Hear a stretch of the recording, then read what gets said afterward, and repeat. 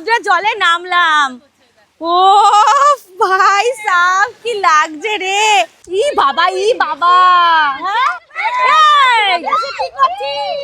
Hey guys, এটা কিন্তু আমার আন্দামান সিরিজের সেকেন্ড ভিডিও। প্রথম দিন আমরা কলকাতা থেকে পোর্ট ব্লেয়ার গিয়েছিলাম ফ্লাইটে করে, আর সেখানে কিন্তু ওয়ান নাইট স্টে করে পরের দিন একদম ভোরবেলা উঠে আমরা কিন্তু রেডি হয়ে নিয়েছি সবাই মিলে। আজকে আমরা যাব পোর্ট ব্লেয়ার থেকে হ্যাভলক আইল্যান্ড। তোমরা সবাই জানো আন্দামানের এক একটা দ্বীপ কিন্তু দারুণ সুন্দর, তেমনও কিন্তু হ্যাভলক আইল্যান্ড অন্যতম একটা জায়গা। আর আজকে কিন্তু আমরা চলে যাব ক্রুজে করে। আজকে যে জার্নিটা আমরা করব পোর্ট ব্লেয়ার থেকে হ্যাভলক পর্যন্ত, এই জার্নিতে কিন্তু দেখা যায় ডলফিন। তোমরা যেই ভিডিওগুলো দেখো যে আন্দামানের ক্রুজের পাশে ডলফিন লাফ দেয়, সেটা কিন্তু এই রাইডটাতেই দেখা যায়। ডলফিন দেখবো বলে আমরা তো খুবই এক্সাইটেড, তার জন্য কিন্তু আগে থেকেই ক্রুজের একদম উইন্ডো সিটগুলো বুকিং করে নিয়েছিলাম। আর এই দেখো রিপন এখানে বসে ক্রুজের কিন্তু স্পিডটা দেখছে যে কতটা স্পিডে ক্রুজটা চলছে সমুদ্রের মধ্যে দিয়ে। সমুদ্রে এতটা ঢেউয়ের মধ্যে দিয়ে ক্রুজটা যায় বলে অনেকেরই কিন্তু ভমিটিং হয়, যেমনটা দোলা দি রাখি সবাই কিন্তু বমি করেছে, বাট আমার সেই প্রবলেমটা হয়নি। সবাইকে কিন্তু বমির পাউচ আগে থেকেই দিয়ে দেওয়া হয়। আর দেখো আমরা কিন্তু চলে এসেছি এখন হ্যাভলক আইল্যান্ডে। দুর্ভাগ্যবশত 2 ঘন্টা জার্নি করে হ্যাভলক আইল্যান্ডে আসার পথে কোনো ডলফিনই আমরা দেখতে পাইনি, তাই তোমাদের সাথেও কোনো কিছু আর শেয়ার করা হলো না। বাট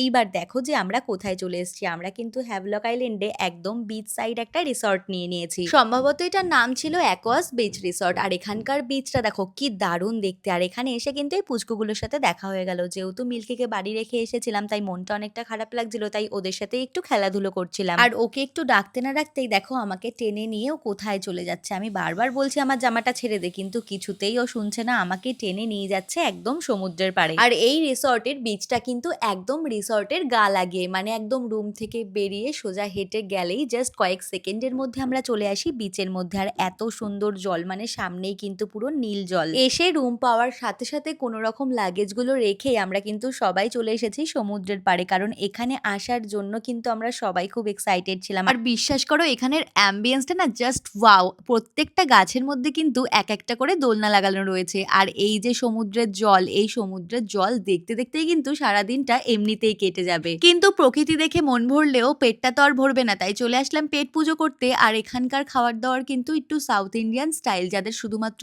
ইন্ডিয়ান স্টাইল পছন্দ তাদের কিন্তু একটু অসুবিধা হতে পারে, বাট আমার খাবার দাবারে কখনোই কোনো সমস্যা হয় না। তাই জমিয়ে পেট পুজো সেরে চলে আসলাম দাদা আর রিপনের জন্য খাবার পার্সেল করে। এসে দেখে ওরা সুইমিং পুলে অলরেডি স্নান করা শুরু করে দিয়েছে। হ্যাঁ, আমাদের কিন্তু রিসর্টের সাথে একটা সুইমিং পুলও ছিল। আর এদিকে দেখো আমাদের সারাদিনটা মনে হচ্ছে আজকে এখানেই কেটে যাবে। আমাদের যাওয়ার কথা আজকে রাধানগর বিচে, কিন্তু এই জায়গার বিচটা এত সুন্দর আমরা কেউ কিন্তু এখান থেকে নড়ছিলাম না। আর ছেলেদেরকে দেখো এত সুন্দর সমুদ্রের জল দেখে ওদের মাথাটাই মনে হচ্ছে খারাপ হয়ে গেছে। রিপন, দাদা আর সাগর তিনজনকে দেখো এক জায়গায় শুয়ে কিভাবে সমুদ্রের বালিগুলো গায়ে মাখছে। যাই হোক, ওদেরকে এভাবে মজা করতে দেখে আমার তো বেশ ভালোই লাগছিল। কিন্তু জানো তো দুর্ভাগ্যবশত সবাই জলে নামতে পারলেও আমার কিন্তু জলে নামা একদমই বারণ ছিল। কিছু প্রবলেম ছিল পার্সোনাল। যাই হোক দেখো ওরা কিন্তু এখানেই স্নানটা মনে হয় সেরে নেবে আজকে। আন্দামানের হ্যাভলক আইল্যান্ডের রাধানগর বিচ কিন্তু স্নানের জন্য একদমই উপযুক্ত জায়গা। আর তার জন্য আমরা কিন্তু এখন দেখো রেডি হয়ে নিয়েছি। একবার কিন্তু এখানের বিচে ছেলেরা সবাই স্নান সেরে নিয়েছে, তারপরে মেয়েরা সবাই রেডি হয়ে নিয়েছি আর ছেলেরাও কিন্তু রেডি হয়ে পড়েছে রাধানগর বিচে যাওয়ার জন্য। আমরা তো সবাই রেডি। এবার তোমরা কমেন্ট করে জানাও যে আমাদের সবাইকে কেমন লাগছে। অবশ্যই কিন্তু কমেন্ট করে জানিও। আর কে কোথা থেকে ভিডিওটা দেখলে সেটাও কিন্তু কমেন্টে জানিও। তাহলে আজকের ভিডিওটা এই পর্যন্তই। পরের ভিডিওতে তোমাদের দেখাবো যে রাধানগর বিচটা ঠিক কিরকম। আর আজকের ভিডিওটা ভালো লাগলে কি করতে হবে মনে আছে তো? একটা লাইক কমেন্ট শেয়ার কিন্তু অবশ্যই করে দিও। আর যারা প্রথমবার ভিডিও দেখছো তারা কিন্তু পরের ভিডিওগুলো দেখার জন্য